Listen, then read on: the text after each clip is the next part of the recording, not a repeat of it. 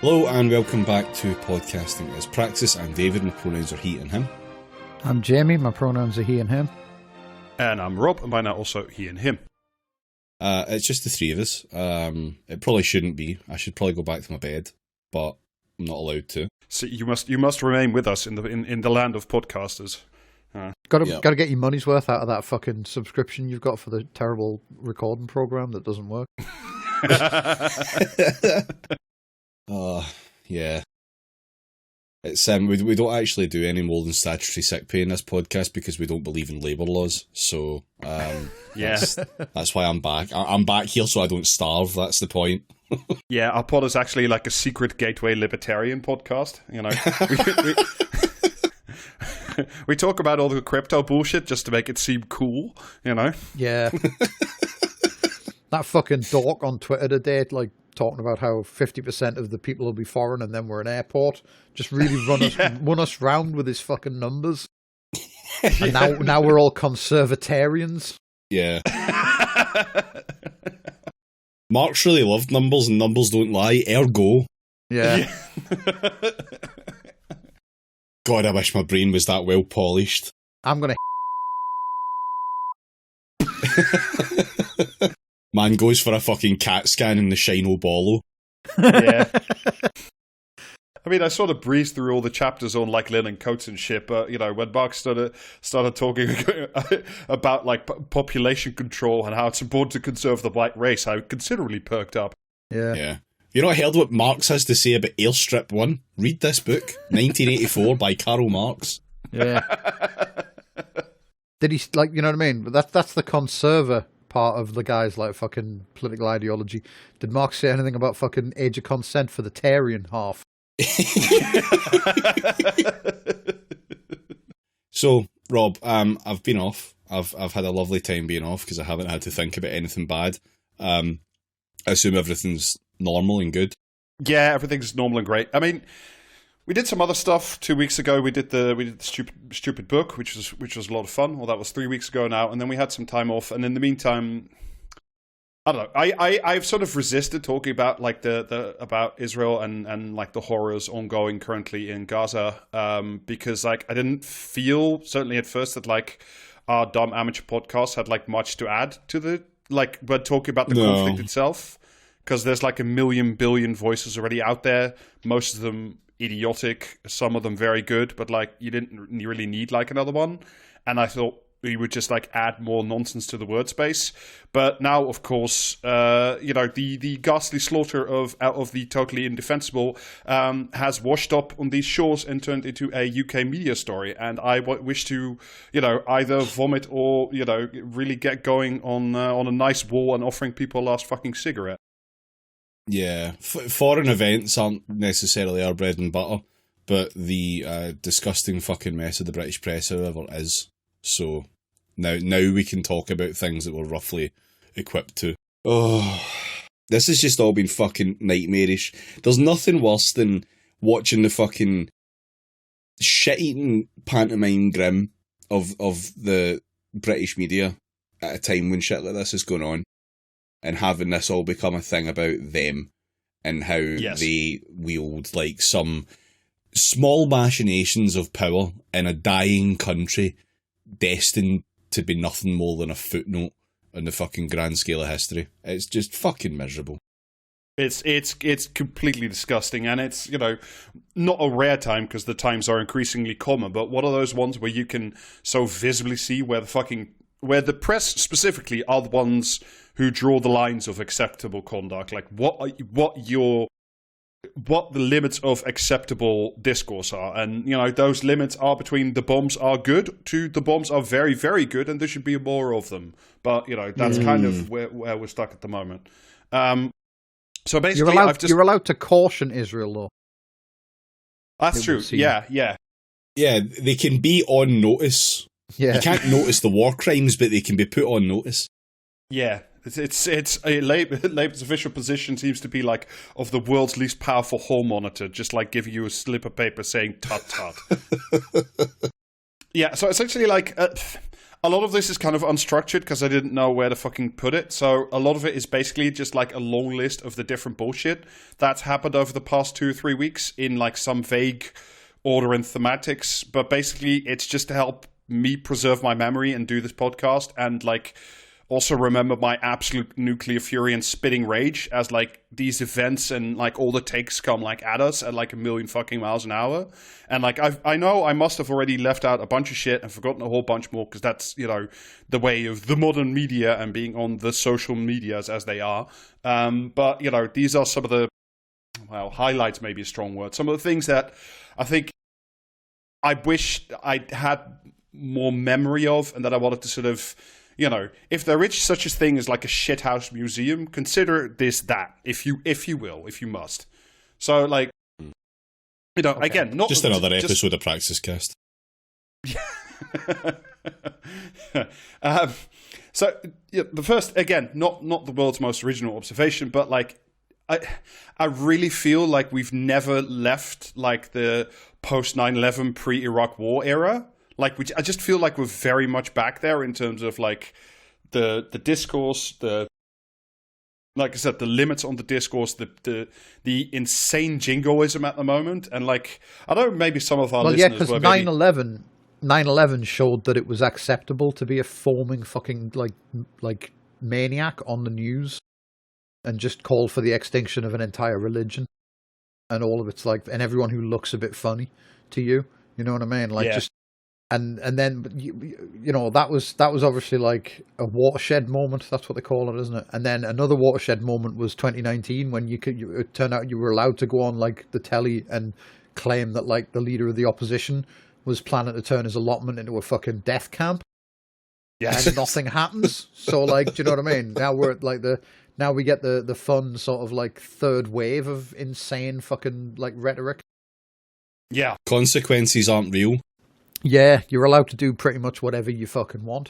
And I mean, the first thing, sort of, to be a bit more specific in terms of, because that was a big thing, I don't know, like 10 days ago now, maybe my memory is going a little bit fuzzy on this one, but like the absolute like 12-hour or 24-hour furore as to whether or not Wembley Stadium put the colors of the Israeli flag around it or something, and why that hadn't happened, and why didn't happen now, and why not, and you know, everybody wanted answers and like camped outside, you know, parked their cameras outside the fucking stadium and said, look, still no lights on.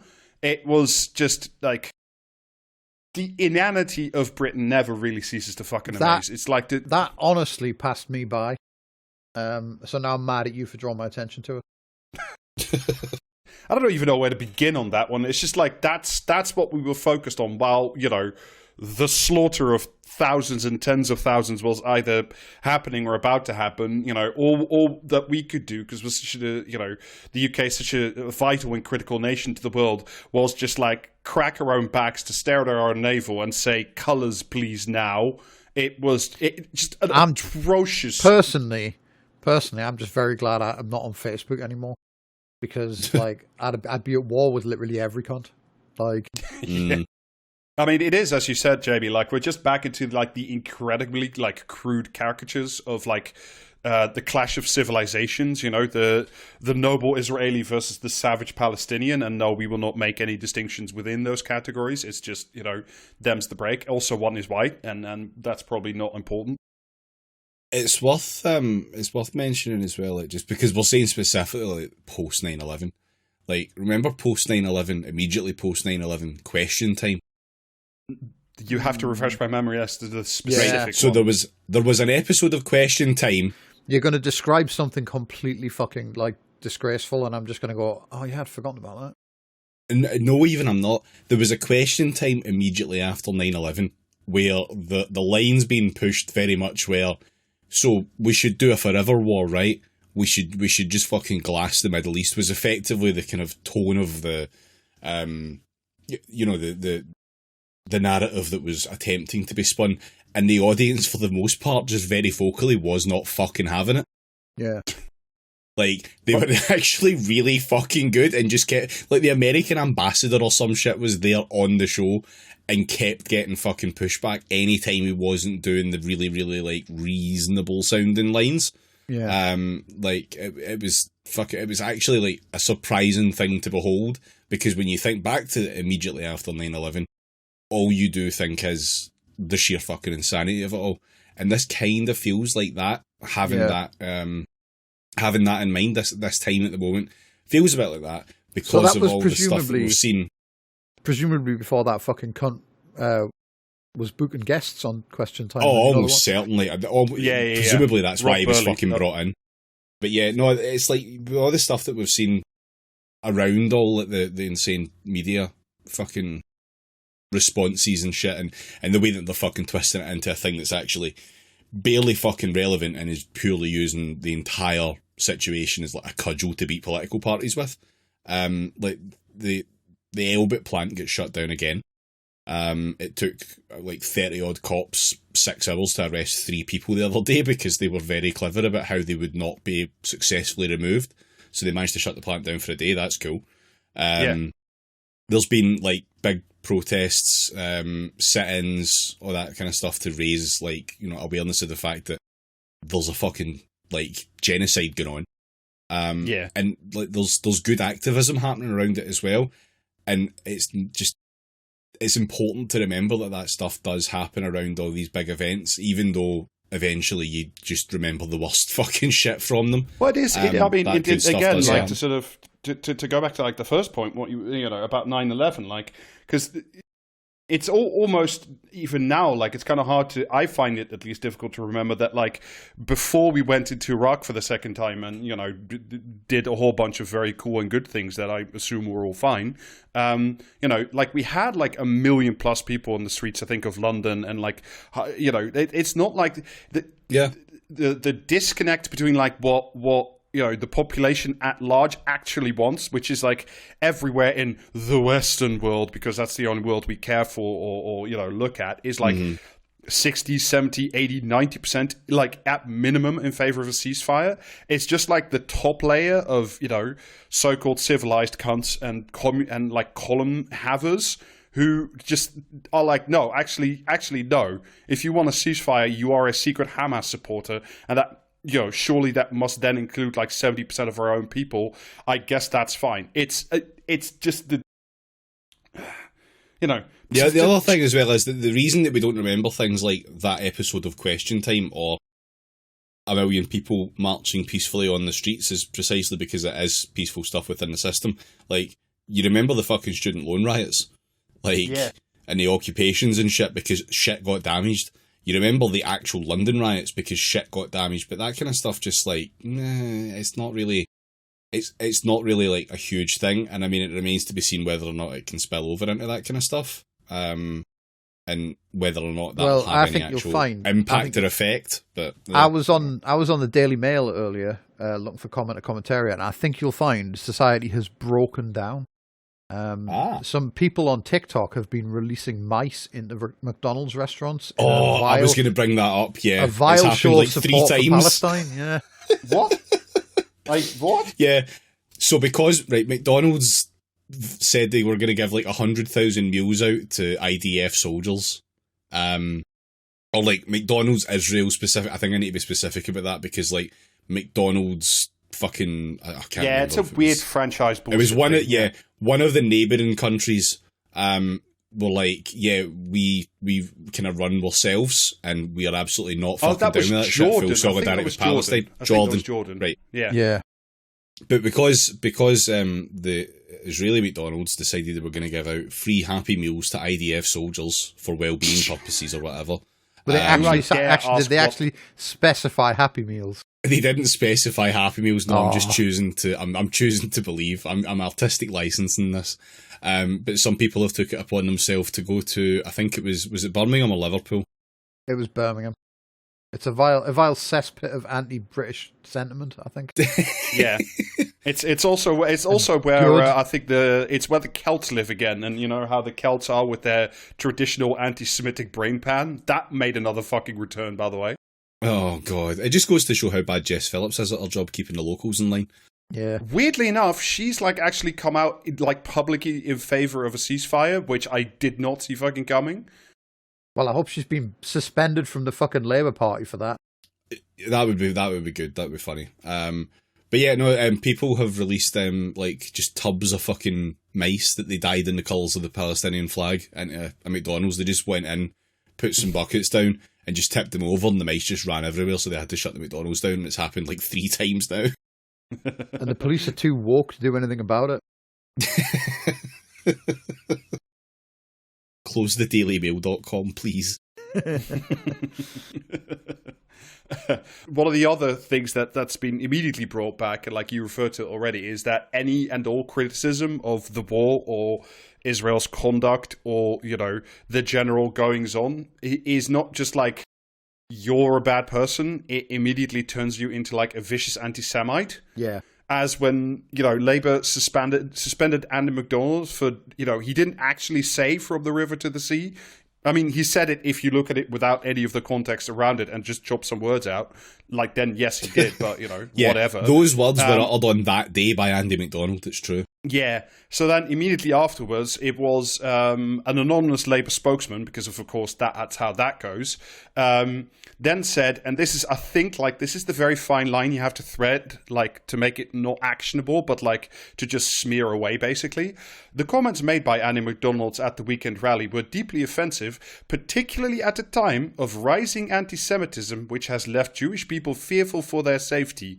So, just call him an anti-Semite without doing it. Yeah. Without getting some fucking lawyers on you. It's like 2015 to 2019 all over again.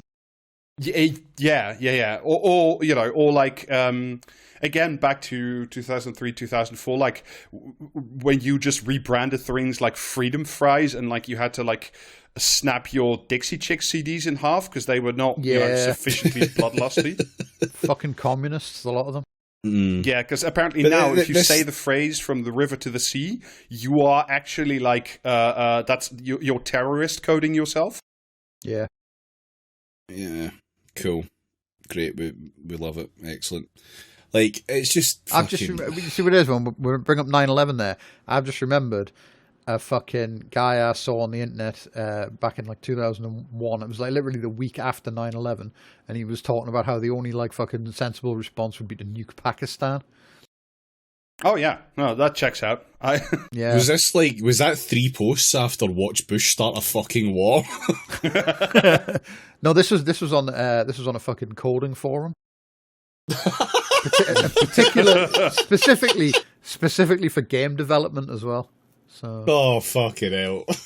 Oh, man. I mean, there's nothing like it, and of course, fucking multiple award winner Paul Mason can't stop being his own tactical self now, because that's the other thing. It's like all the fucking armchair generals are out in force as per usual. I can't remember the specific thing I saw from him the other day, but I do hope. Is he putting his big Wagnerite brain into action? Yeah, it's just the usual piss. Like, I can't even bother to go into it anymore. It's just pathetic now. Like it's crossed that line, and she's just being outright just pathetic. And speaking is he still in a caravan in Wales somewhere? Or did no, because he got booted off that was like 2 constituencies ago. Like, no chance. He's well out of there by now. Yeah, well, the good thing about a caravan, though, is... Oh, dear. But yeah, like, and in terms of what we were talking about before, about, like, the Overton window and what is acceptable discourse, like, again, a couple of days ago, I think, or last week maybe, now I get the whole thing is just kind of blurring at the moment. But, like, the Telegraph literally, like, publishing the names of people who signed, like, a student statement at Harvard University, which, in their words, endorsed blaming Israel for Hamas's murderous attack, and then just, like, putting people's names in the fucking paper because they said, well, we don't like bombs, and that's kind of bad. It's just... Oh, there's a guy who's got a fucking whole ass van that he parks outside people's houses and says, this person is an anti-Semite with a picture of them on it. I had not seen that one yet. The thing that the British media, of course, is the most important thing, is the thing they actually care about, is not, some kind of generalized exercise in working out as to, well, the IDF says this and Hamas says that, and, we stick our hand out the window and see if it's raining, but of course to just turn literally everything but everything inwards and ask, how does this turn into election, and how does this play? How does, a hospital exploding play in the election, and why? Yeah. Well, my spoiler alert for the next election, as the member of the pod certified to have like the vision, is that some cunt's going to win it, and nothing will change. But yeah, the takes have been fucking out of control. I think this is from Andrew Marr. This is definitely from Andrew Marr, but I think it's from the day of recording. About like some internal polling about like how, a lot of people hate this fucking war. This data could be used, I think he's writing in the New Statesman, I want to say. This data could be used to shift Muslim voters away from Labour, and MPs are beginning to get spooked. There will be money, Labour insiders believe. Oh, is this the troll Russians farms? or It's others the fear troll Russian or farms. Chinese troll farms may be recruited online to spread dissension. Oh, he should just have another to be honest, and leave the rest of us alone. I mean, to be fair, Andrew Marr, thanks, Mike. Not the only ones fucking at it. Like, there was some fucking blue tick cunt who runs like a strategic up for think tank bullshit in the US somewhere, who claimed that Iranian and Hamas secret agents are leading anti-war protests in Ireland, which. Oh. These motherfuckers, honestly, they read one Tom Clancy book, they play one game at Arma 3, and that's it. They're in a fucking think tank. Just immediately appear inside one. Fucking unreal, man. There was also the return of what I genuinely remember being either the plot of a season of 24, but definitely of that second, like, truly appalling Sicario movie, that Hezbollah and Hamas are going to cross the southern border with Mexico and the US again to sow their terrorisms. Yes. Oh, that's the stuff. Because that's where they're needed. That's where Hezbollah and Hamas are needed. Mexico. Yeah.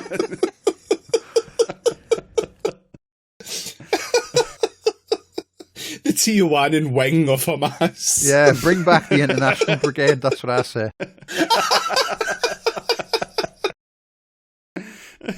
I just really like the idea of like an Al-Quds brigade just like lounging on the beach with like drinking with like big non-alcoholic cocktails, little umbrellas in it. Just kind of like, well, you got to go over the wall. It's like, nah, just stay another day. I like it here. Oh, God. Oh man! And also, according to the Times, which was quoting, which was saying "police warn," which is always a great way of disguising your utter bullshit. Which was saying that apparently, all those pro like Palestine or pro ceasefire demonstrations we've been having. Well, apparently, Iran is secretly in charge of those as well. Cool, good. So, again, like I asked politely because the checks from Moscow have been bouncing hard because it's a pain in the ass to get them anymore. If if you're an Iranian secret agent, you want to get in touch, please, DMs are open. Yeah.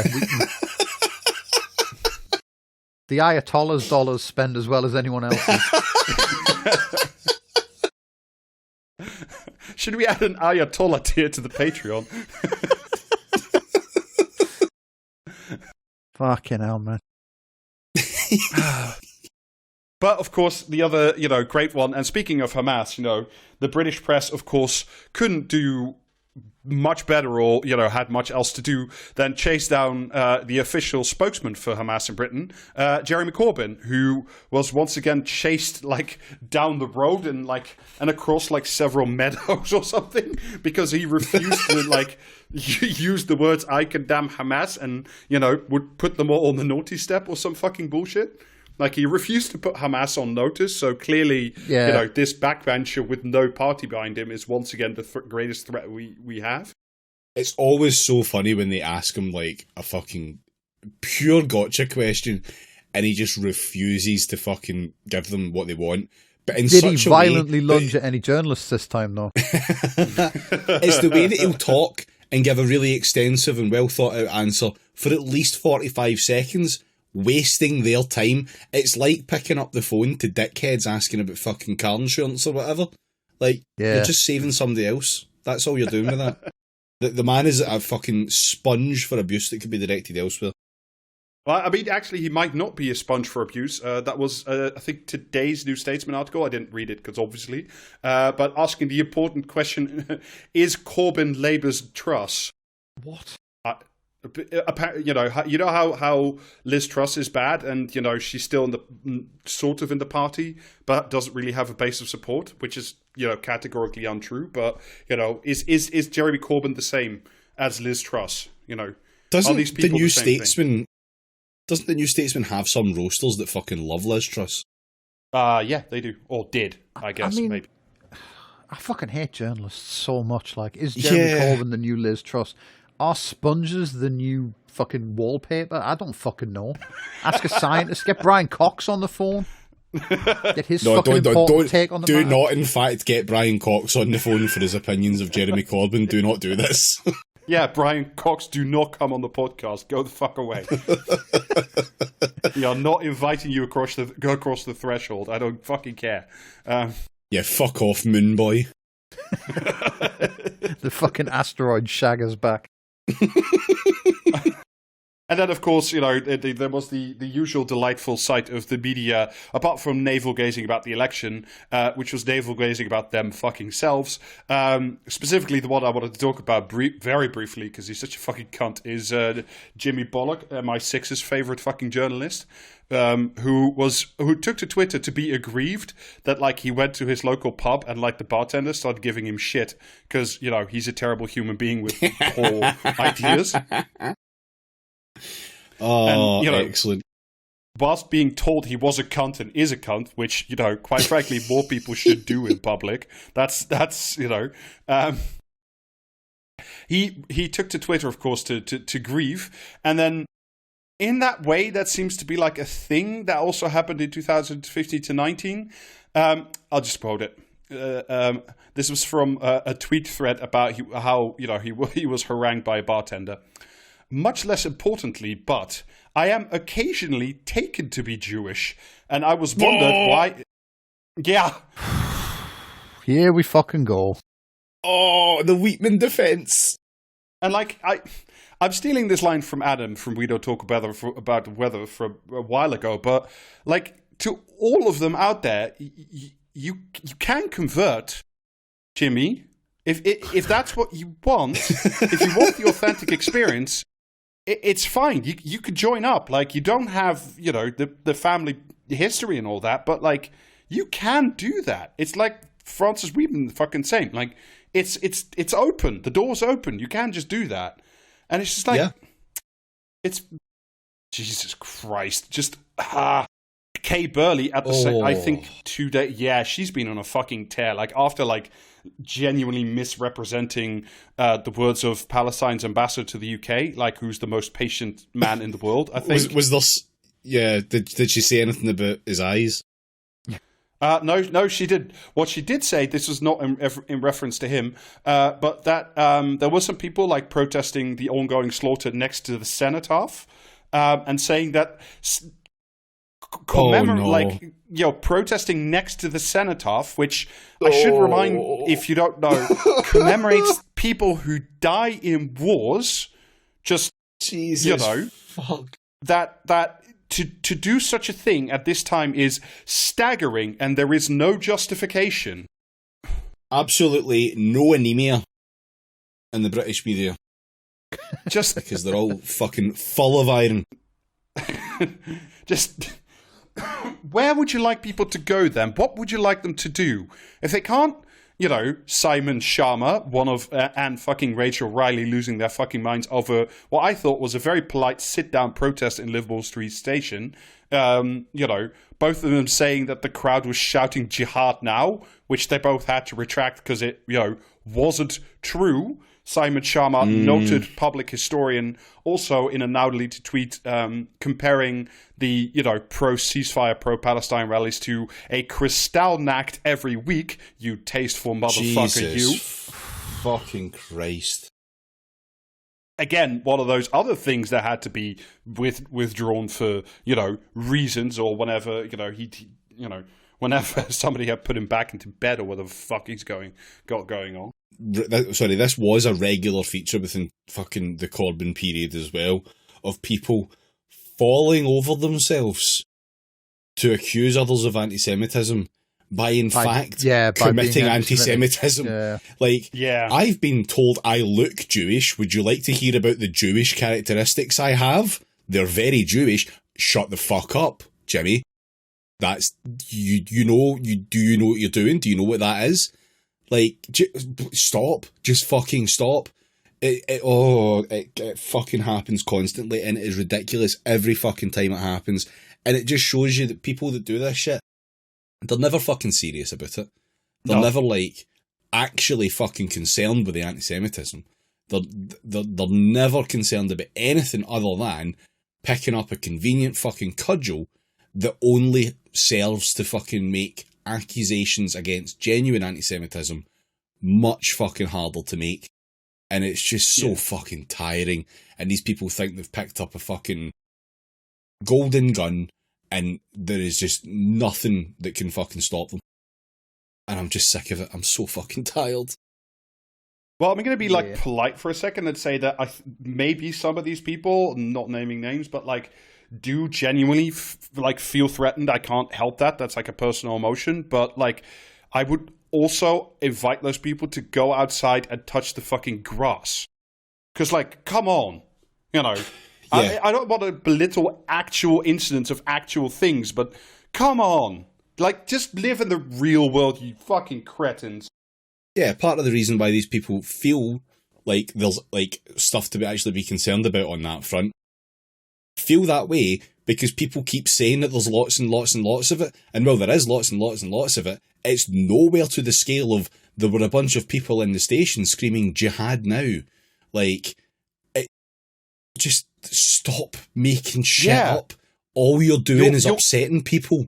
You're making and it's people that you're saying you're trying to fucking defend and help. Ugh. Yeah, it's gross. It's gross beyond all human belief. Speaking, by the way, little side note about people, talking about helping. Did you? Again, we won't venture too far astray out of these fucking blighted isles, but still, did you see that U.S. Department of State tweet of that woman literally saying to the Palestinians, "We see you, we grieve with you, we mourn every loss of innocent life." Just the Jesus. Did she sign off with Ruth Kanda forever or something? What the fuck? I don't fucking know. I had to do too much vomiting to watch the rest of it. It's like the liberal mindset. Literally, is a fucking... only one way that could have been worse is if it was tweeted from the fucking Oval Pothus account. Yes. Jesus fucking Christ. And speaking of nauseating phrases, by the way, can I just take a brief moment to say how nauseating and gross and disgusting and just abhorrent the term humanitarian pause is? And that whoever came up with that, I hope you burn in hell. Yeah. That's what we're having instead of a ceasefire, is it? Yeah, it's basically it wasn't even, that wasn't like, oh, we'll do a ceasefire for that. It's not that. It's literally, we're going to let them have some things brought in. Oh. Yeah. We're gonna let fucking medicine be in there. That's a humanitarian pause. We're gonna stop being such utter cunts that we're gonna stop very briefly starving and under-medicating and just generally fucking being shit. It's like, you remember that, horrifying, humanity dishonoring fucking picture of the refugee camp they bombed to fucking smithereens? It's like, you took that, but what if, one small truck, rocked up and gave everybody, a sandwich and, a fizzy drink, and then said, right, you have 30 minutes to cram this down, and then we get going again. You know, it's like a pause between innings. It's like it's like if you're the worst kind of cricket cunt, but, instead of cricket, it's an ongoing genocide. In for half time, that sort of thing. Yes. It's that chewing the fat sketch with the ice cream van in the trenches, but unironically. It's just fucking revolting. And, we'll get in a moment as to why a true ceasefire apparently isn't fucking possible. But, it is, of course, at this moment that we should... I don't know, for a little bit, and until I run out of fucking hatred and steam, we should look at the continuing vomit-worthy nature of the fucking British Labour Party, just, for a bit, just to complete our little circle. Like, and if you're wondering maybe to yourself, well, why aren't you talking about the Tories or the Lib Dems, and, like, who gives a shit about the Lib Dems? Yeah. That's round one. And why not the Tories? Because the Tories are who the Tories are, and they wear it on their sleeves. They are doing exactly what you think they are. They are saying, you great Israel, do more, be harder, go nuts. They were always going to do that, and that's what they're doing. So, like, I'm pissed off with that, but, that's who they are. They're not pretending. That's the good thing, if you will, about, Not all of them, though, because fucking, what's his name, like, said they needed to have, like, ceasefires or something, didn't he? Like, spoke about war crimes, wasn't it? What's his job now? Yeah. Being indicted, I think, is his job now. I've seen people saying how, like, they've like made up that case just because he spoke out, and it's like, no, they just found the evidence because he spoke out, I suspect. Like, do you know what I mean? That's how that works. Like, yeah, I don't want to draw too many inferences on that one, because apparently that case had been in the works for like a while already. So Yeah. Oh well. But yeah, I mean, it's like it's just how people are nowadays. Like, everything has to have a secret meaning that only they've figured out behind it. Like fucking Matthew Perry died, and people were like, "Was he vaccinated?" It's like, shut the fuck up. Do you know what I mean? Jesus fucking Christ! Oh, man alive. But yeah, before we briefly talk about the actual leadership of the actual Labour Party, may I just say a hearty fuck you to the, stay and fight socialist campaign group. You utter bunch of moral fucking vacuums and cowards. Incredible scenes throughout. Noted exceptions there. Zara Sultana, as usual, good. And, Andy McDonald said what he said, which was, good. And, there's a few here and there that are still worth the bother.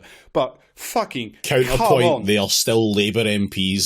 Fuck. Yeah, true. But, so you're picking the peanuts out of poop, but whatever. It's a small thing. But the rest, you fucking scumlords. I think, unless they've done something recently, I had a quick look at their Twitter account. They haven't posted anything since October 6th, because I guess they're, fucking busy, I don't know what, hiding under their desk when Luke Akehurst walks by, I guess. Fucking coward. Fucking scum.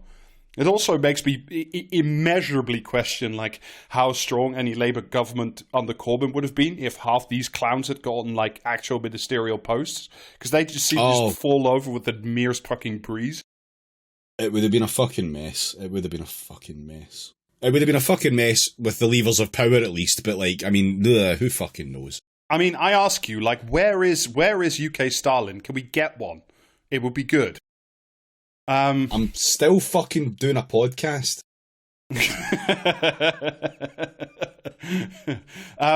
But yeah, of course, the whole thing, I don't know, maybe didn't start off with, but it certainly gave a nice spirit to the whole thing, which was, of course, an anonymous senior Labour source speaking to that utter despicable cunt Lee Harpin, in a also now deleted tweet saying that, resistance to slaughter is good because this is shaking off the fleas of the Labour Party, which, that's just, entire groups of people, that also you will need, the Muslim vote, the minority vote, anyone with any semblance of principles in this disgusting country left. You will need some of them somewhere along the line, you fucking scumbags. Not if they manage to convince all of the Tories, though. That's true. That there is certainly that distinct possibility. But yeah, this was another blind quote, of course, not from, utter cunt Lee Harpin, but from somewhere else. One Starmer ally said the row over whether or not to call for a ceasefire was the price of taking a moral stance on the Israel-Hamas conflict. The moral stance, of course, being let there be slaughter, blood for the blood god. I don't mean to make light, but that seems to be the point. What was that Labour quote I saw yesterday where it was like, they were saying something where I think he'd done a video where he was like changing his stance previously. We will get there. They should starve them out. But there was a quote from Labour where they were the guy was saying, "This is good because like it means we look like we support like fucking we look like we look like we care about like fucking people being killed." Do you know what I mean? It's like optics. Optics is when you tell people that you're not really serious. Do you know what I mean? Yeah, I hadn't seen that, but that does not fucking surprise me. You know, but yeah, like that in itself, that is the gifted child mentality within that fucking party, where they must explain how they're actually very clever for the position they've taken, therefore undermining the entire fucking thing. Yeah. Yeah, again, this is the blind quote, Labour's senior source. Thank God Keir is leader of the party rather than one of the shadow cabinet panickers, the source said. Their default setting is to panic and to do whatever they are told to do by those panicking them. You know, majorities in their own constituency, for example. Are they on fucking glue? Like, do you know what I mean? Like, oh, yeah, good job, Keir fucking Starmer's in charge, not one of the panickers. Keir Starmer, like, fucking, do you know what I mean? Who panicked and repeated his fucking answer and thereby set off, like, weeks of fucking debate about whether or not he was supporting war crimes. Like, he's been desperately trying to, like, make that unhappen for fucking ages now. Because he just got flustered. Do you know what I mean? Yeah, I mean, that was, of course, you know, before we get to that, because that's a fucking saga, you know, I caught, you know, real OG ghoul and, you know, another one with a fucking express ticket to hell if God exists, David Machine Gun the President's Blunkett, saying that those Labour MPs who wanted the ceasefire were engaged in gesture politics and needed to grow up. Uh-huh. Not to belabor the point here, but maybe some people wouldn't die, you utter fucking scumbag. You fucking monster of a man. You fucking cretin. He's just an absolute fucking worse cunt, though, isn't he? Do you know he is just a vile pig, man. Disgusting. At least if he's having a go at the Palestinians, single mothers are safe for a short while. For fuck's sake. And it's also like they need to grow up. It's like, okay, so the adult position here is slaughter good. You know, I hate to be... I don't even think I'm being facile anymore, but, you know, the ICUs in Gaza hospitals running out of electricity and babies in NICUs dying in their incubators because there's no more power is good because the grown-ups like that sort of thing. No, you're not understanding the situation. The situation quite clearly is that all of this will go away after enough blood has been spilled. Simply read a book. One of the older ones. Also, ICUs are dangerous. Saw Elon Musk talking about it. Did you know 80% of people who were put on ventilators because they had COVID during the pandemic died?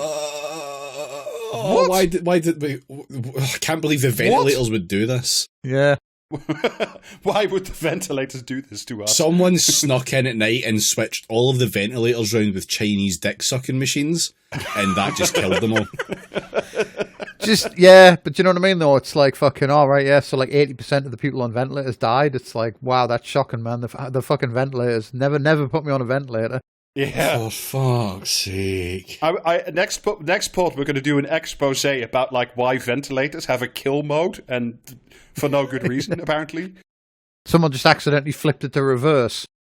Yeah, it's just like it's like a pressure chamber. They just suck the oxygen out of you for no reason whatsoever.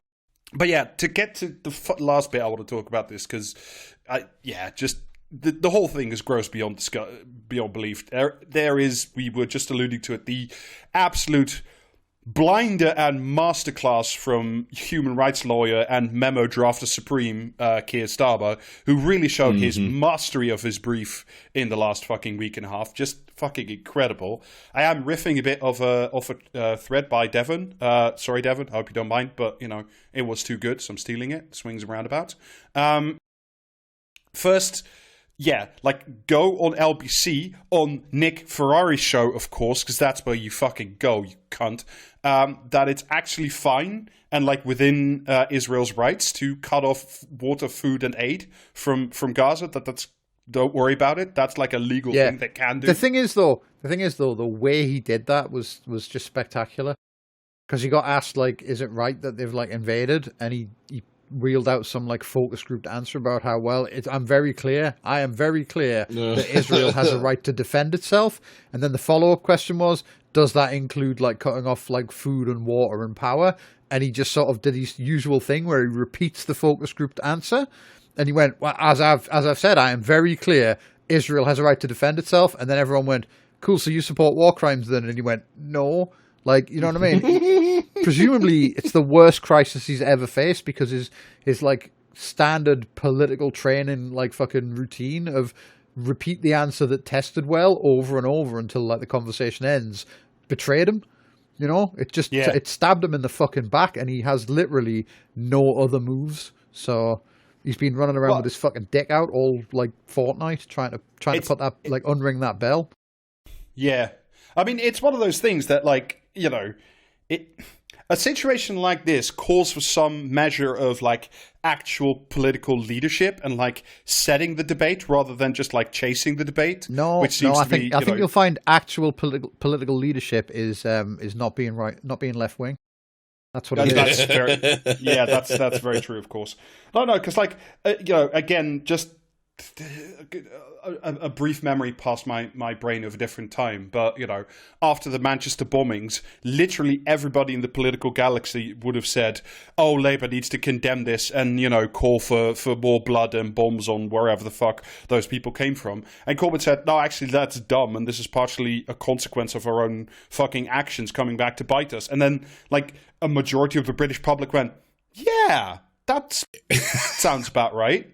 The contrast is incredible. Like, because of course, Jamie, you're right that like they were just spinning around. But the first thing they did was just stop saying anything. They were just like they just ran into their collective panic room that I assume they have somewhere and just spent some time wilding out, including what I thought was maybe the best suggestion to come out of this whole fucking debacle, which was the leaked suggestion that Starmer should have his own podcast so he could at long last explain himself properly to the British nation, because he hadn't had a chance yet. I fully support the idea of Keir Starmer providing me personally with hours and hours of clippable little sound bites. Please do it, Keir.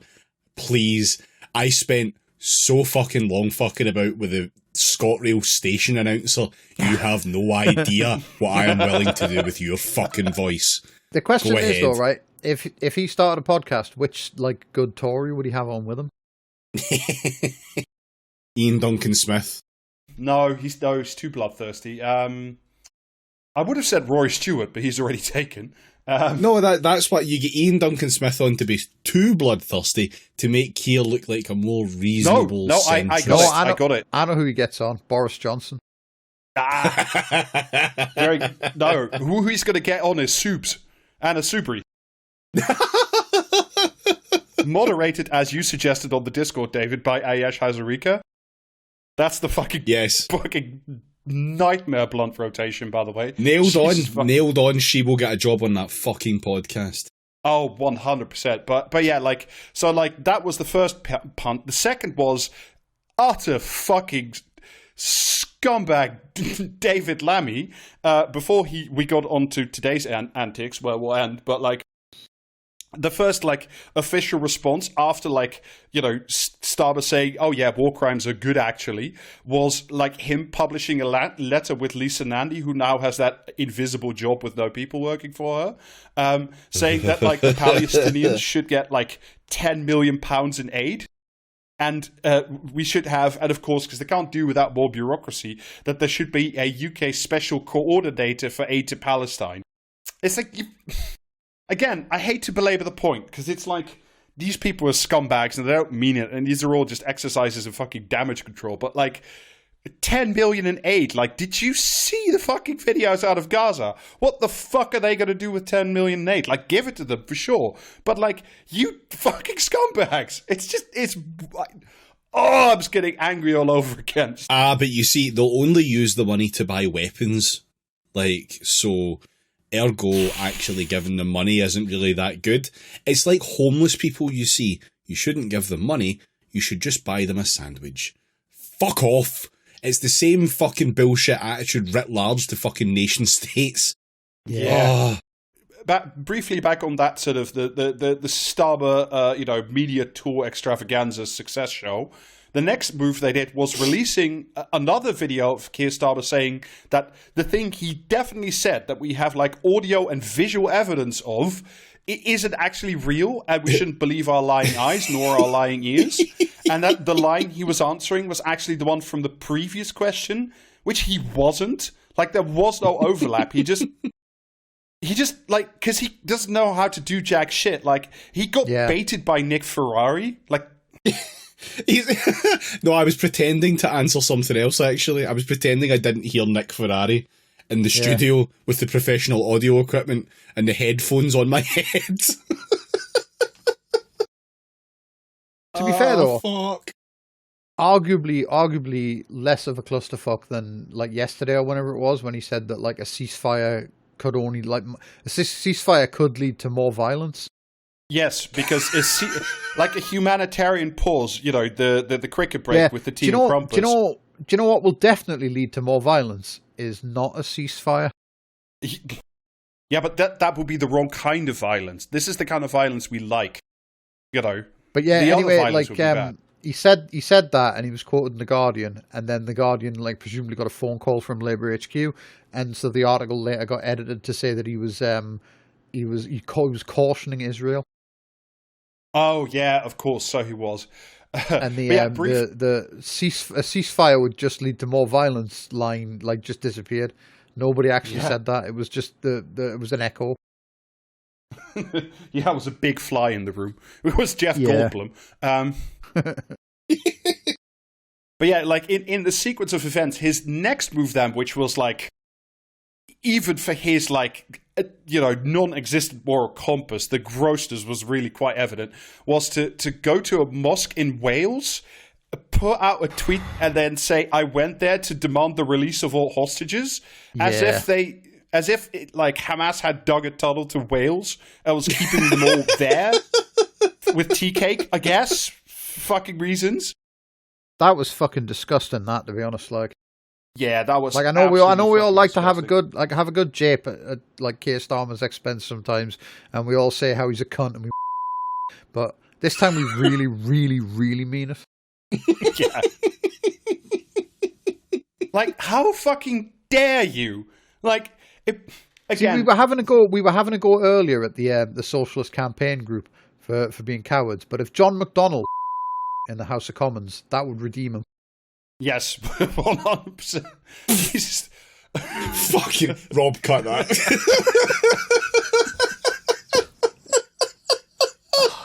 But yeah, just like the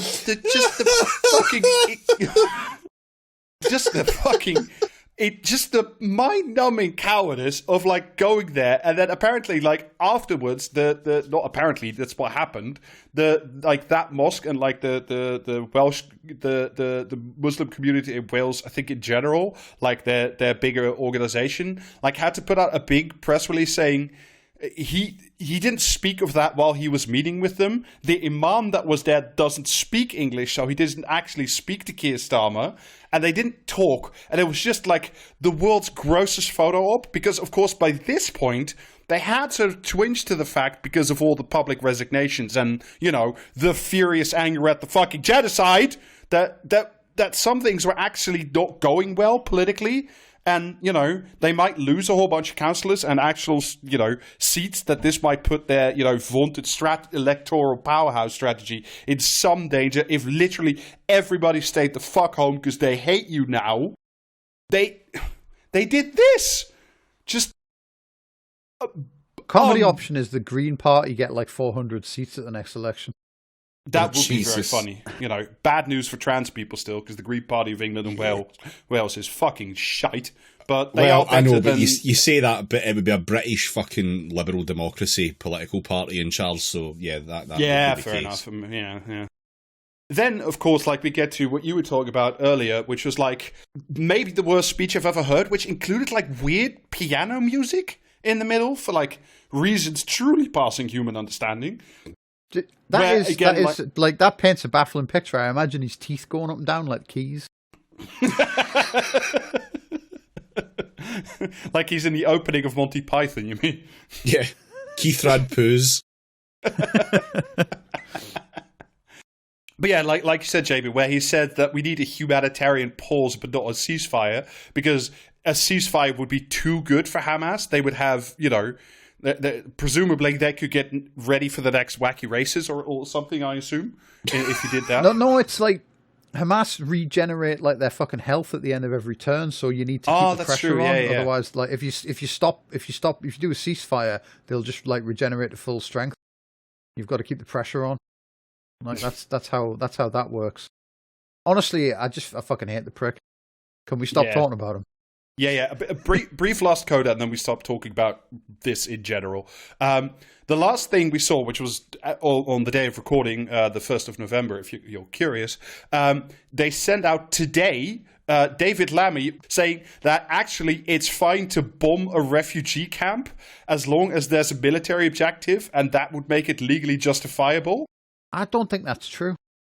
No, I really don't think that's very true either. I think, that's in direct contravention of, the Geneva Accords, but what the fuck do I know? But yeah, he said, if imagine that, what if Hamas Hitler was hiding inside a refugee camp, then it's actually, you should bomb it. And, all those children that get vaporized is, I think that's a good argument, actually. And we should nuke London to take out Jeremy Corbyn. And end the left-wing rot at the heart of this country forever. Yes, exactly. So, Thank God for fucking David Bomber Harris Lammy. Yeah. Fucking hell. This country will never be free of the scourge of, allotment leftism until someone the House of Commons. For fuck's sake. And then, of course, in a small repeat, because of course he's just learning at the feet of the master, then had to run out 2 minutes later and say, actually, that thing I literally said, of which you have audio, is a thing that didn't actually happen. And, what I said is it's wrong to bomb refugee camps, and I call on Israel to explain themselves. So, David Lammy is now tutting. My TV appearance was actually off the record. So if you could just send the lads from Men in Black around with those fucking light up pens, everyone will be fine. Yeah. Was this on today's show? Yeah, I think so. It was ready for, I want to say. But yeah, so the point of all this, the saga of the communication genius and the fucking storied Labour Party under new management, is not necessarily, though it should help you to, not vote fucking Labour at the next election, even though I assume that if you're listening to this, you're not going to be fucking doing this anyway. But the broader point is, A, to just see what kind of absolute fucking scumbag these people are. And, the corollary to that is, these fucking moral vacuums, if you give them the tools of the power of state, what the fuck do you think they're going to do with it? It's going to be revolting. For many reasons, yes, I want the Tories out because they are disgusting pig people as well. But, to have this come back and just these fucking people, you're almost better off having the Tories back, because at least then your enemy's out in the open where you can fucking see them and they just say what's on their mind, They'll just do the 14 words because that's where that's fucking going. But at least they'll be honest about it. And I'd rather have my fucking enemies where I can see them. Yeah. Anyway. Yeah, that'll do that. Jamie, you had something before we delve into the fucking horrifying article that Rob's got. Yeah, right. So presumably some of our listeners, not many because we're all like lefty tree hugging scum, but some of our listeners drive. And if they've had trouble, if you have trouble on your workday commute with Macedonian cavalry, then do I have the vehicle for you? Because Elon Musk and Joe Rogan have fucking proven that the Cybertruck can withstand an arrow fired from a bow. Because it's the kind of rugged, futuristic personnel carrier that Mr. Blade Runner would drive. You know, from the popular movie Blade Runner. Yeah, John Blade Runner. Yeah, that's actually like a kind of fascinating phenomenon there, because that thing people do where they like just call the main character of a film after the film itself. You know, like there's a joke, and I think American Dad, where like the fucking guy mentions Bonnie Bedelia and no one knows who that is, so he just snaps and goes like, "Die Hard's wife." You know, that's actually like a bit that people do, and is actually like quite funny. And literally, no one on the face of this earth is going to give him the enough credit to believe that he was like intending it as a bit. You know what I mean? Everyone hates him, so no, he was 100% serious when he said that. It's just fact. Yeah, it's great. Social dynamics in action. But yeah, the car itself like cannot be penetrated by fucking any number of like medieval implements. So yeah, good. Well, I at least am profoundly happy to hear that, living on the borders of Central Europe, I can now outrun the Golden Horde in my armored car. That's great. Yeah. Fuck you, people of the steppes. I'm getting out of here. Yeah. Finally, a vehicle I can joyride through a museum with no fear of consequence. Unless, of course, one of the many arrows shot from their recurve bows, flies effortlessly through the, massive panel gaps in the car and still gets me in, a final twist of irony. Yeah, but imagine if you just shot like an arrow at it and it just pushed the car off the road. I mean, it's a fucking the best part about that is it's such a fucking stupid idea. It's like, oh, you'll be able to drive it into a river and sail it. It's like, will you now? I think you're pretty sure you could do that with a regular car. To what I'm fully expecting to be the same level of success. And it can pull infinite mass. That was another claim they made about it. Oh yeah, I love that shit. Infinite. That's cool. Okay. Yeah, it can pull infinite mass, which is technically true, because like pulling is just like exerting a force. It doesn't necessarily suggest that you move the infinite mass. Do you know what I mean? But yeah, and it looks like something off a fucking like PlayStation 1 game as well. It's just an incredible fucking pile of shit. It looks more like something that John Halo would drive, actually. But, yeah, from the world's biggest fucking idiot. I love that as well. You can't actually carry anything, and it's a pickup truck, but you can't actually carry anything in it because the fucking cover at the back is sloped. Oh yeah, that's true. It slopes downwards. Yeah, it's great. It's amazing. It's so good. Yeah, lads, we need to find a way to fit 4 more polygons on this.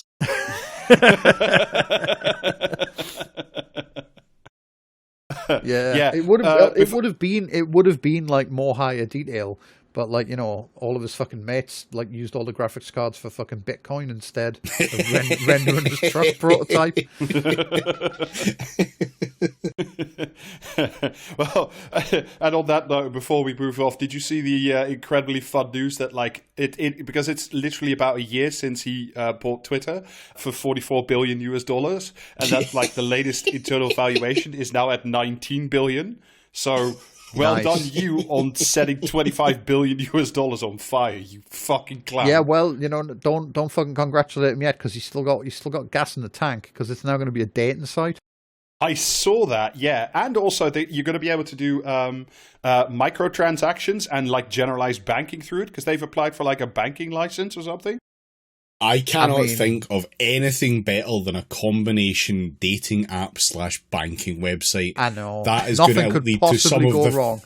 funniest fucking encounters ever recorded by humanity.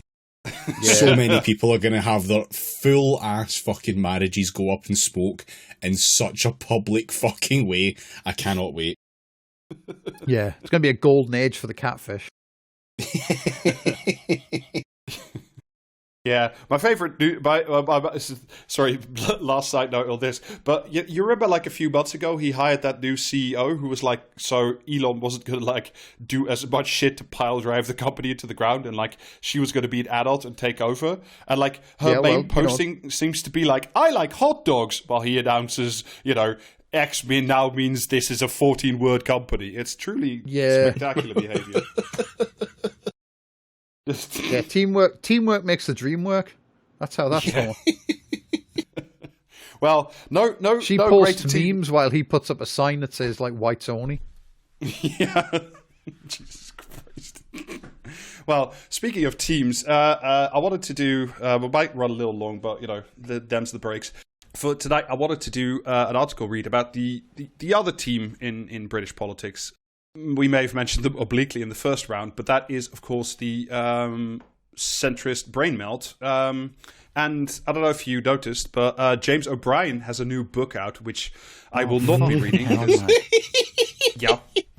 The book, if you're curious to know, is called "How They Broke Britain," and he takes, who's they? Who is they? All right, let me. It's an interview in The Guardian. The cast of characters he holds most responsible, Rupert Murdoch, Jeremy Corbyn, and Andrew Neil, are among those given their own chapters.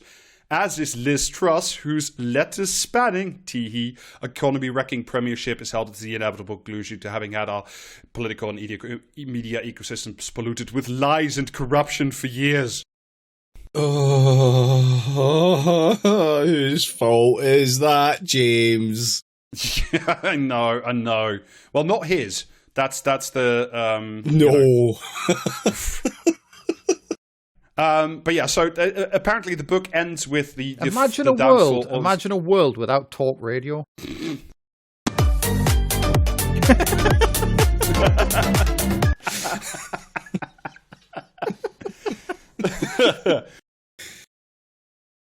It's a neat ending, but O'Brien worries he might have jumped the gun.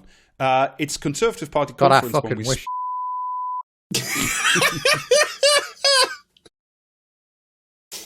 And given some of the frankly balmy news coming out of it, it's great Guardian Not writing. balmy. When they use the word, yeah. Will Nigel Farage rejoin the Conservatives? Could Liz Truss be Tory leader again, in italics? He's wondering if you've yet to reach the nadir of this bleak political period. Well, I would unquestioningly say no, because, the body count's much fucking higher now. Shouldn't he still be writing? It's going to get worse forever, and it's his fault. Yeah. If he hadn't publicly shat every pair of pants he owned, and like several pairs belonged to other people, about the prospect of some mild social democracy, we would never have had Liz Truss, so you know what I mean? Well, let's be fair. He didn't shit any of those pants. Jeremy Corbyn put that shit there himself. That's true. Jeremy Corbyn made him put his own shit in there with, all of the things. But, that is included.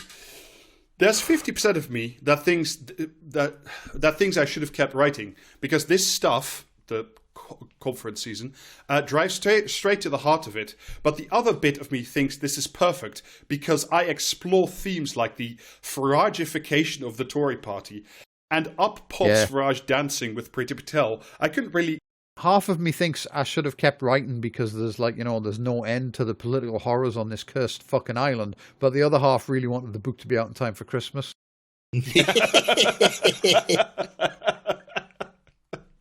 I don't think it's very right to call it Faragification. What we should really be wishing for is the of the Conservative Party. O'Brien really became a household name during the lead up to Brexit. During that time, he became a household. Shut the fuck up. Which fucking household? The worst households. Guardian cunts. The detached ones. Yeah. His show became an oasis of sanity for many on the Remain voting left. Oh, fucking.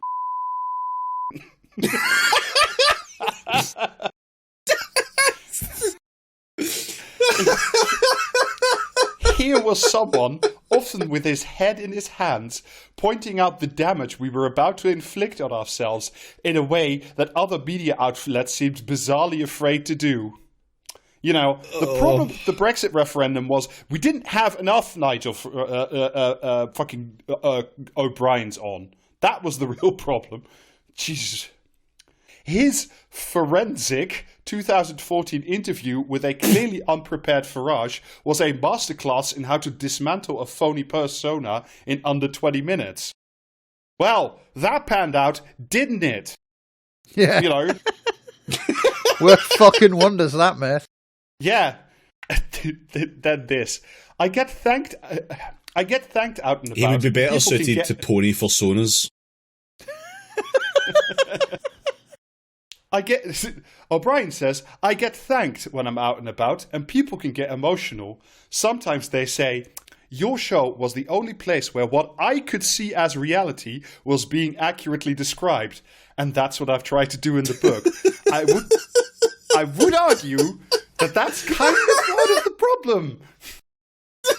That, you know. I mean, like, yeah, people get emotional when they see him in the street. Is he including blind fucking fury in that? Oh, sir, I very much enjoy your show. It validates my entire worldview. Yours sincerely, Alan Dipshit Esquire. Fuck up.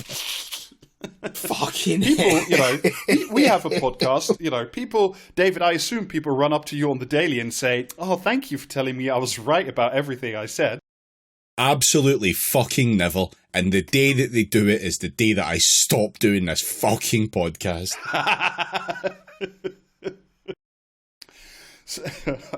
You'll never get a book deal thinking like that. Yeah. Good. I can barely fucking drag my fucking arse across the ground, never mind fucking pencil across paper. Fuck that.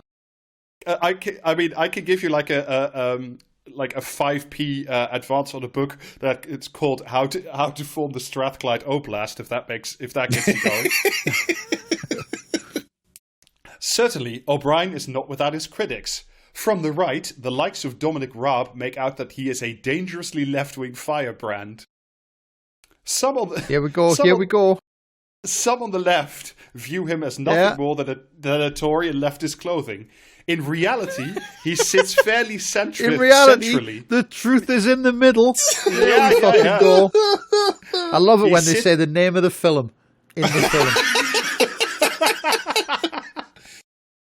Wow, I can't believe this was written by Trey Parker and Matt Stone. Yeah, you'd think they didn't need the money to do interviews for The Guardian, but, you know. In reality, he sits you're not going to turn down a once in a lifetime chance to interview the Melt Whisperer, are you?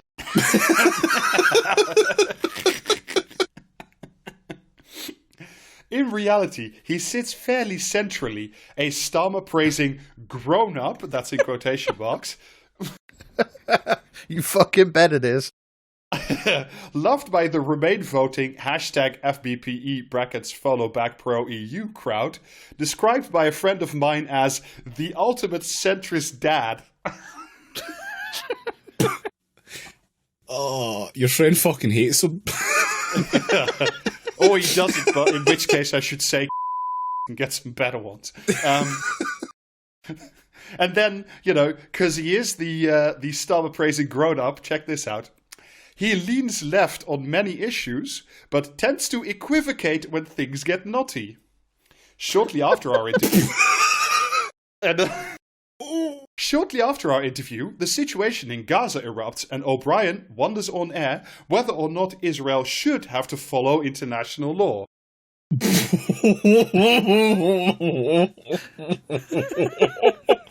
centrist position, perhaps this time someone gets a genocide pass and we see what happens. Fuck. The James O'Brien hall pass for like wholesale slaughter. It's a rare thing, you know, it comes out like once a year. Just fucking hell. O'Brien might inspire ire, but these days he is less combative. The result, he says, of having therapy for the anger he carried around with him. Brackets, that's not what the therapy was needed for. Brackets, it helped me to understand why I'd lived my life with my fists up. With his fists up who?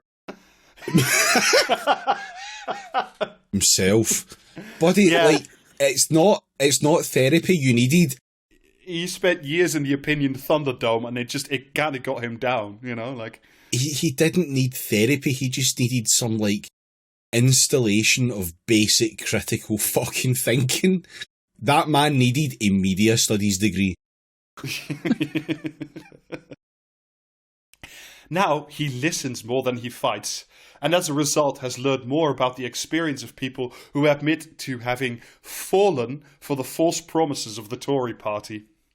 And then we get, this is fucking incredible scenes as well, because, you know, he's basically like centralist Jesus. When they're gracious enough to tell you that you've helped change their mind, you feel almost a kind of responsibility to try to explain the stuff that is not happening in plain sight, he says of the book. Oh, thank you, James. Thank you, James O'Brien, for, you know, converting so many heathens to the cause of, I don't know, does humanitarian law really matter, ? I guess. Just... ugh. It was important to get everything down on paper as soon as possible because of the speed with which things are glossed over and forgotten is supersonic, says O'Brien. There will be lots of people who, on every other page, will go, "Oh, blimey, I kind of half knew that, but I didn't know that at all." So, you know, once again, he is centralist Jesus. He knows all the things. And if you're wondering who the audience is, who, you know, for whom this will be the Christmas stocking stuffer, these are the people at whom the book is primarily aimed. Not Westminster anoraks, but the politically curious who realize that something has gone badly wrong in this country, but haven't fully joined the dots. Would you describe yourself as politically curious? You've got to get to those people quickly before they actually figure out how to join the dots themselves, because then they might come to the conclusion that, like, you know, neoliberalism's like fucking terrible. Something is broken in Britain, and what it is the fundamental. No, actually, scratch that for a second. What do you think is the most important thing that is broken in Britain in this day and age, according to James O'Brien, not according to you? I mean, not tragically. What it is the fundamental relationship with the objective truth, says O'Brien. Okay. So, I hope this book becomes a sort of Rosetta Stone, or at least a compass to navigate the oceans of bullshit. Do you fucking... like, how dare you just... Oh, man. Of course, reliving the whole sorry mess can be pretty depressing. Like O'Brien's show, if you listen too often. You can't listen too often, he protests, while keeping his numbers up. If it can leave you feeling incensed but impotent. Well, it's not a solution, it's not a prescription, he accepts. But he hopes that if people see how the corruption works behind the scenes, then the anger might be easier to deal with. You can be angry about the disgusting pronouncements from the Home Secretary about refugees, but if you see it as the culmination of a process, I think anger dissipates. The more comprehension there is, really, ideally, the less incoherent anger there will be. So, the thing that you have to do is, like, if you just know all of the... Yes, is not be angry. Just accept all of the things, you know?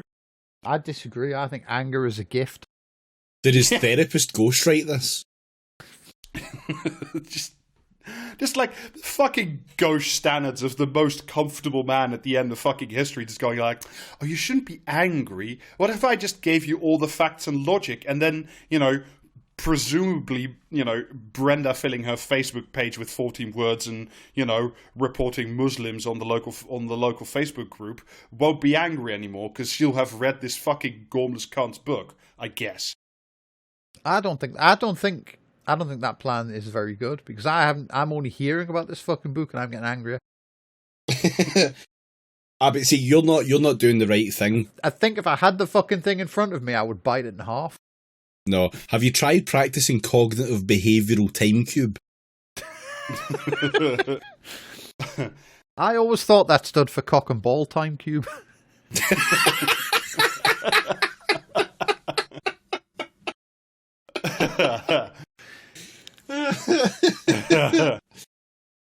There are critics of O'Brien who have no time for his anger, though. They point out that when Jeremy Corbyn came along, a politician offering the radical change in a set of policies very much aligned with O'Brien's own, he swiftly declared him unelectable. O'Brien thinks the criticism is overstated. Yeah, no fucking wonder. The vast majority of his radio shows were based around the awfulness of Boris Johnson, he says. Plus, he actually voted for Corbyn's Labour in 2017 and 19. You know. Oh, did he now? Did he? Yeah. Did he now? After telling everyone else not to. Albeit mainly cunt. because he likes his own constituency MP, Ruth Cadbury, who I don't remember, but is just paste. That is that's an alarm bell name. Hang on. You typing in Ruth Cadbury crying. Ruth wasn't. She was. She was in that fucking documentary that Stephen Kinnock owned himself in as one of the people who didn't like Jeremy Corbyn. Oh, fuck me running. Oh, Jesus Christ. Fucking brilliant. And hoped the likes of Keir Starmer, then Shadow Secretary for Brexit, could help prevent a cataclysmic Brexit. Quote, but by 2019, I knew it was a lost cause, largely due to Corbyn's personal defects and his track records. And also because I'm a phone-in host and I had people ringing me up every day tell me what they think about politics. I was probably the least surprised person in Britain when research suggested he was the main reason people didn't vote for Labour. Just no self-examination. Yeah, Also, none whatsoever. All I hear all day is the very normal opinions of the very normal people who call into daytime talk radio. You know, a self-selecting audience of the most regular folk in the world. God, I love to just, plug myself into the collective psyche of taxi drivers everywhere.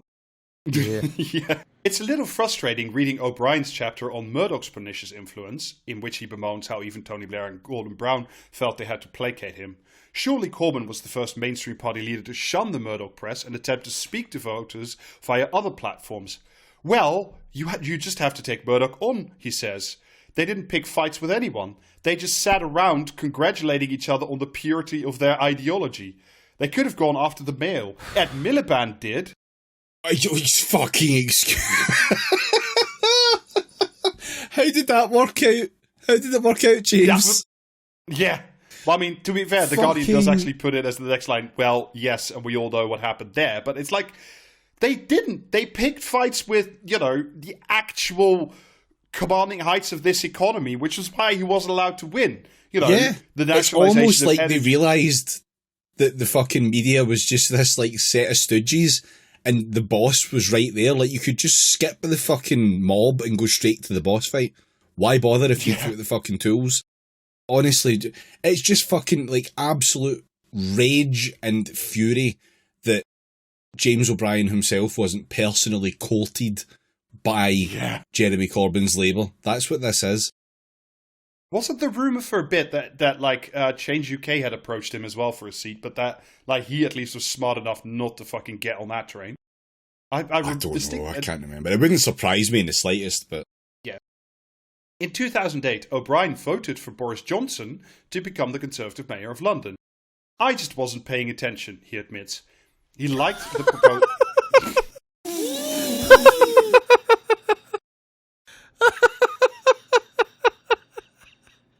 Oh, fuck. Sorry, which year was that? 2008. Oh, politics hadn't started yet, so that's okay. No. That was the blessed before time, before we were turfed out of the garden of the EU and they set a flame before war. Yeah, the Garden of Uden.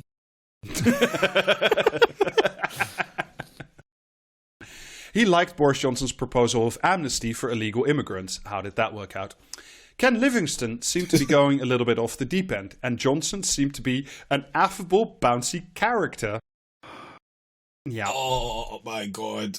And that if you want to really see the fucking titanic self-regard that this guy has for himself, plus, I don't need to. He's a guy who would actively just vote for fucking Sooty. No policy platform. Let's go. What's that, Sooty? Genocide is good? Well, have I got a fucking hall pass for you? Fucking hell. Plus, he says, no one had done what I've done now in a book at that point in history.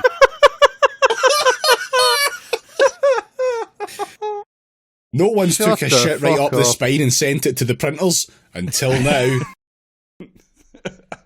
The written word had been invented until James O'Brien came by with a golden halo of truth. Just, you fucking scumbag. It's like, if you were paying slightest amount of attention and, read anything, which admittedly you didn't, thousands, millions of words in the word space in articles and books and, all of the things that, also Boris Johnson himself had done and written at that time, including, not to put too fine a point on it, but being recorded conspiring with Darius Guppy to beat up journalists, which fairly confident that happened before 2008.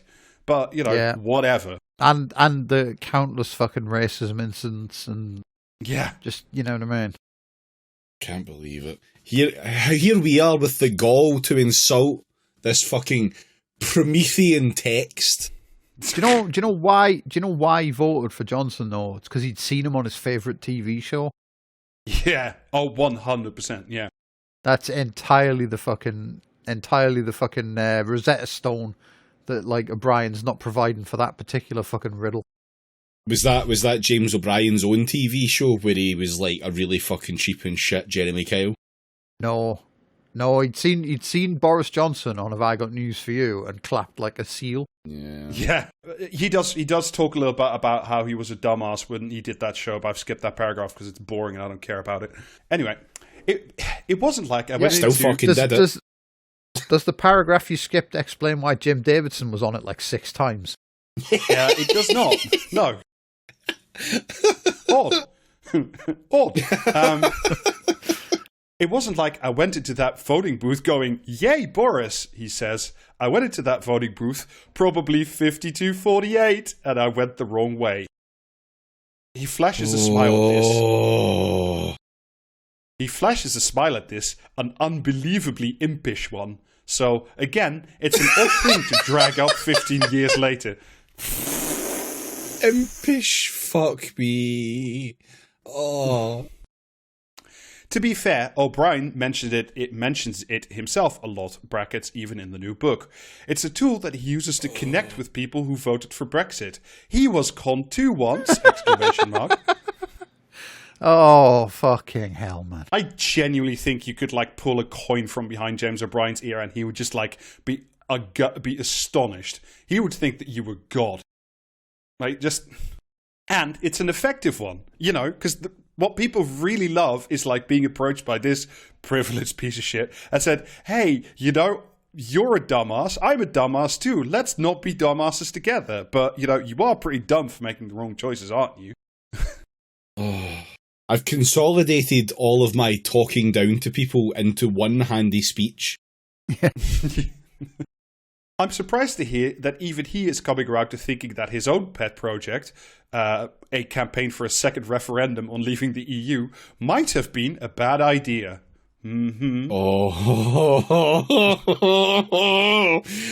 Oh, how was it a bad idea, James? Why was it a bad idea? Why was it a bad idea? What were the consequences of it that didn't turn out the way that you hoped for? What were they? List them. Name them all now. I don't think it's doomed yet, he says. Do you not? No, the next time that comet rolls around, he just has to drink enough orange juice and then he will go up into the sky where the referendum never happened. I am actively looking for the fucking blood pressure medication I've got just now. Holy fuck.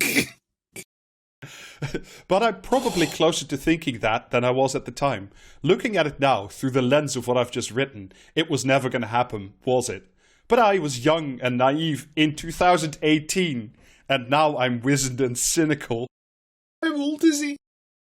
I don't fucking know. I need to know. My man is 51 years old. You don't get a whole pass of being young and naive at like 47. I'm sorry, but like I do. Yeah, but you don't do anything like this. You're not this fucking stupid. stupid. You've never hosted Jim Davidson 6 times. Though, to be fair... Do you see what it is, though? I could fully understand inviting Jim Davidson onto a TV show if it was about teddy bears. Although, to be fair, Jamie, if they gave you a call-in show, I would start listening, because I think that it would last for like about half an episode, but it would be a very funny one.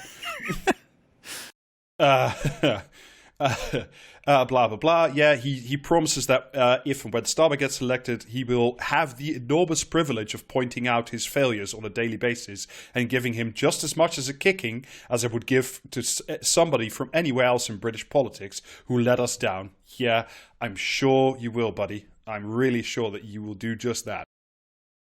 And here we get, because it's The Guardian, remember, we get to some issues that The Guardian cares about. Like Starmer, O'Brien is not a stranger to equivocating. For all his fiery rhetoric around equality, I'm surprised to learn that he has stayed on the fence about the issue of trans rights. I'm fucking not. No, I just don't want to call anybody a liar, he says. So if someone believes that they were born in the wrong body, I don't want to call them a liar. Ugh. And if somebody believes that their personal security is threatened by that person using the same amenities that they use, I don't want to call them a liar either. What happened to the objective truth, Jimmy? You were talking about it just like, a few paragraphs back. Yeah, but Britain's lost touch with the objective truth. What happened to that? The spirit of like fucking journalism we were talking about back then. Yeah, I mean that bit. You know how like the Rosetta Stone is not complete, and it's like some corners got chopped off. I think that's what happened here again. Oh, fuck's sake. It's a kind of logic he might not apply to homophobia or racism, which can be equally driven by fear. You're going to try to trick me into saying something that's going to really upset some people, he says. I'm actually not. If anything, I'm attempting to unpick his logic the way he does so many of his stupid callers. Offer an example of someone who's afraid to send their child to a class with a gay teacher. It's a genuine fear, but a baseless one. But O'Brien says there are no parallels. I get a little lost in his reasoning, but he seems to be saying that he can argue people out of a fear of gay people or immigrants using facts and logic, but not transgender people. Yeah, exactly what I'd expect from the cunt, quite frankly. It's because you don't want to. It's because you just He doesn't want to get yelled at for transphobia, but he also doesn't want to get disinvited from like fucking Hadley Freeman's dinner parties. Uh-huh. Yeah. I mean, it is exactly that. Like, yes, intellectually, I think I can talk them around. This is presumably people who are afraid of gay people and immigrants, he says. But you don't think you can talk them around on transphobia? I don't think I can. Perhaps surprising for someone who enjoys a bit of a row, O'Brien appears a little irked by my questions, even if therapy has taught him to be calmer in response. If you did ask me unfair questions 10 years ago, I would have responded to you in a much more aggressive manner. Are these questions unfair? Oh, perfectly fair. No outrage archaeology, he says sarcastically, referring to the practice of finding things from people's past in order to make them look bad in the present, said the man who hosted Jim Davidson 6 times. We promise not to bring it up again. Oh, that's a fucking outrage archaeology. Oh, that's... Don't fucking bring me the consequences of my actions. Yeah. How dare you? I ordered these to me. I ordered the soup of the day.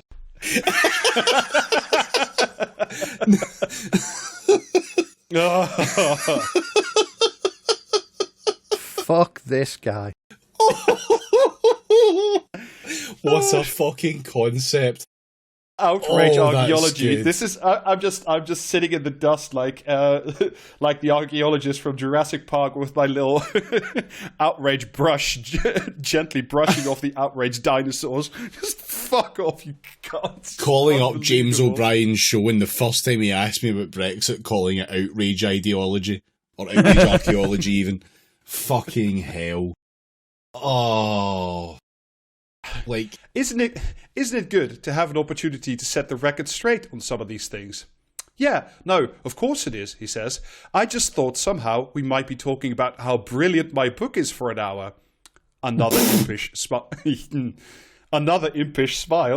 Are you not interested in the think tank stuff? I thought the Guardian readers might want to know a bit more about that, i.e., can we move this conversation on to the stuff that I love talking about all the fucking time? Including that quote, though, is like just excellent. It is, yeah. That's very, very, like... it. Yeah. Definitely won this interview around, didn't he?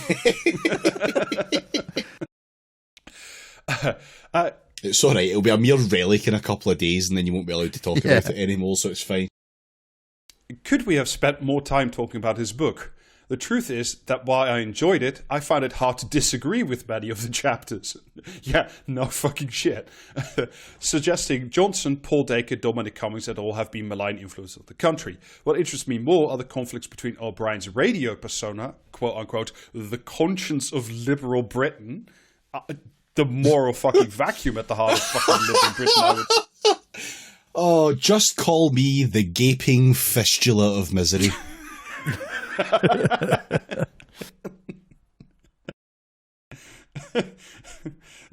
The clotting aneurysm at the heart of liberal Britain, yeah. And his actual desire for status quo shaking change. I wonder if there's not so much of a conflict between his radio persona and that other guy who doesn't exist. Perhaps this is the burden that comes with being the ultimate centrist dad. You plough on through the centre ground, pointing out what seems to be blazingly obvious political truths, and all the while, people from both sides of the political spectrums throw brickbats at you.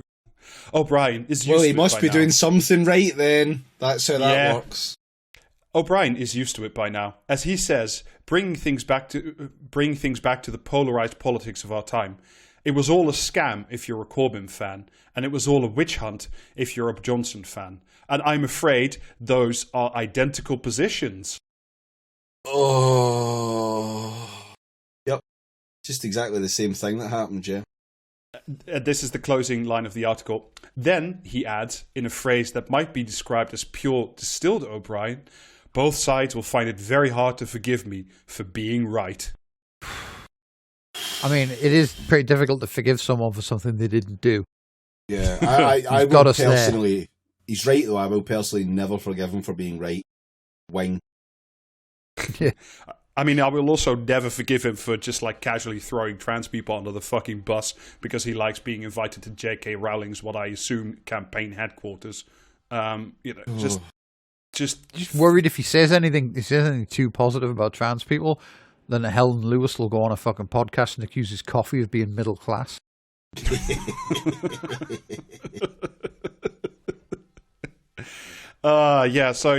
a lot. That's the insight into the brave mind of liberal Britain. Just a rotting fucking vacuum at the heart of. I know vacuums can't rot, but just suck my metaphor. That was fucking horrible, Rob. I've got a fucking headache now. Yeah, that is honestly one of the worst articles I think you've pulled out in some fucking time. Yeah, it's fucking disgusting. It's just... Yeah. Anyway, who's ready for commentary? Oh, yeah, me. Yeah. Definitely. Cleanse my fucking palate. While there is a global trend to introduce AI guardrails through a swirl of policy frameworks centrally concerned with the safety risks of AI, this is not enough. In fact, perversely, if this were done without a clear commitment to the common good, fully embraced by public and private sectors, AI is likely to exacerbate the levels of inequality and social division that plague our world today. A concrete declaration based on moral clarity could change everything. It will harness the potential promise of AI to establish a truly inclusive capitalism.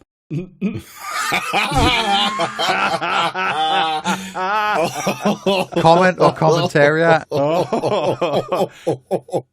Oh man, ooh. AI will literally make every corporation put a pride flag out on Pride Day. It will be... I cannot wait to be made even more rational by the computer. Well,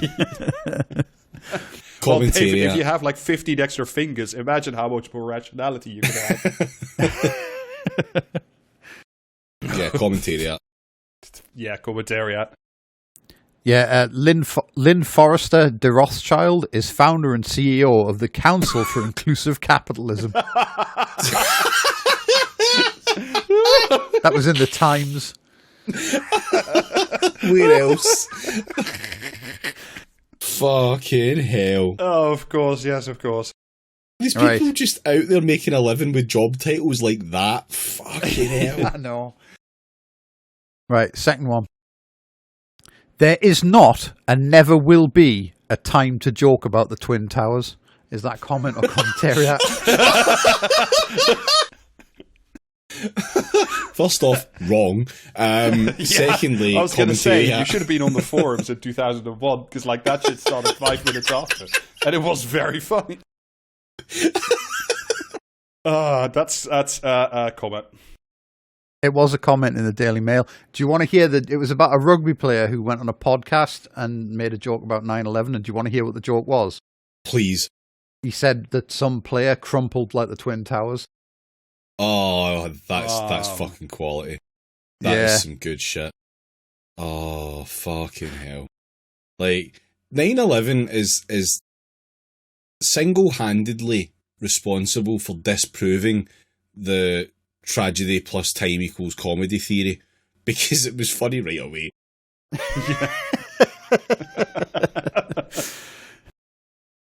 Right, next one. I'm not being complacent, but while a ranting mob of 100,000 people on the streets of London seems intimidating, especially to British Jews and other supporters of Israel, in the scheme of things, we should not overstate its significance. Don't forget the 67 million British citizens who aren't marching either against Israel or in support of Just Stop Oil. Is that comment or commentary? Just Stop Oil? Hell. That's not what that was. That's not what I thought that was going, but... Oh...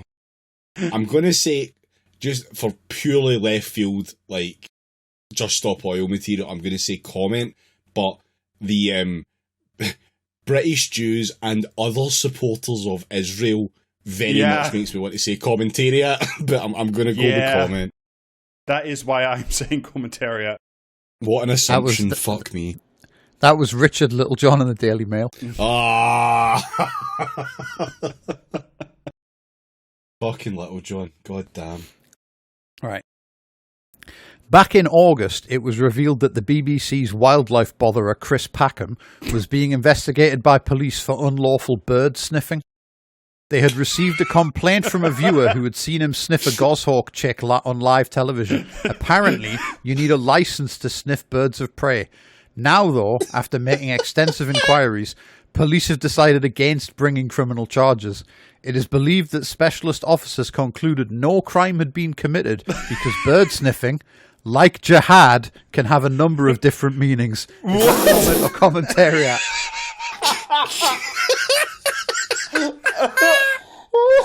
Commentary at the Onion. Fuck me. 5 times a day, I turn to the nearest tree, grab a bird, and just fucking take a big whiff.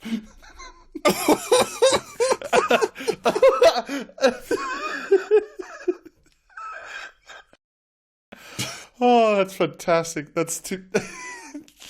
Bird sniffing like jihad. Yeah.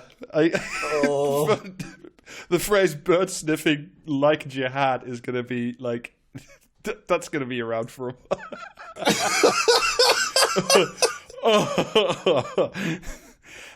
Is that commentariat? Yeah, that was Richard Littlejohn again.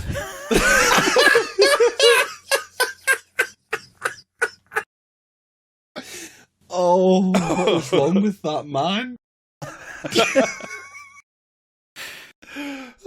Bird sniffing like jihad. Right, Jesus, are we ready for the last one? Are you fucking shitting me? Yeah. All right, fire it up. And there is your problem. A major, major problem. Too many people still think the state should protect and take care of you. It's not the state's job. It's not the state's job, it's your job. I suggest you look at Britain 80 to 100 years ago and go from there. You could start by bringing firearms back. Comment or commentary?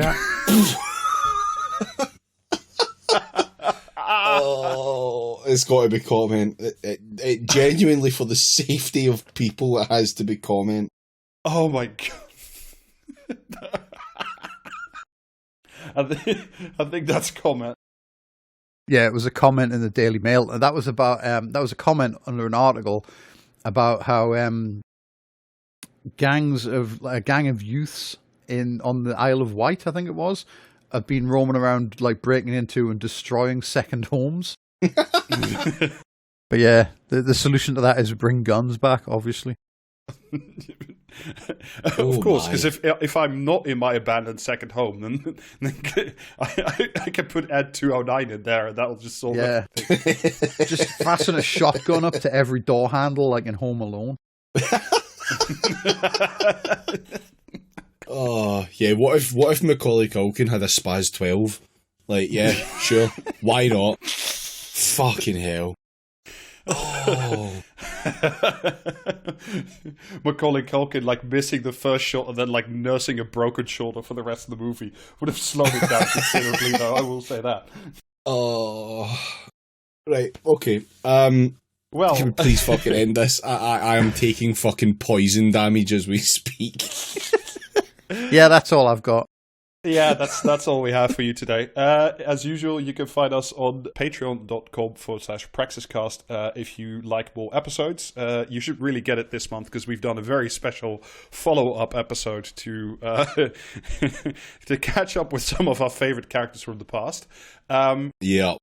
And I have no idea what the fuck's going on with the streaming anymore, Jamie. We're waiting for me to recover. Okay. Yeah, so also subscribe so Jamie can get more physiotherapy, so there can be more streaming. These things overlap. There's a big Venn diagram, and there is t-shirts and things because it's cold now, so you need to clothe your disgusting naked flesh. At what is it? Buy a hoodie. Yeah, praxiscast.tmail.com. I think that's it. Yep. And that will just about do us for another episode. So see you next week. Bye bye. Absolutely fucking will. Catch you.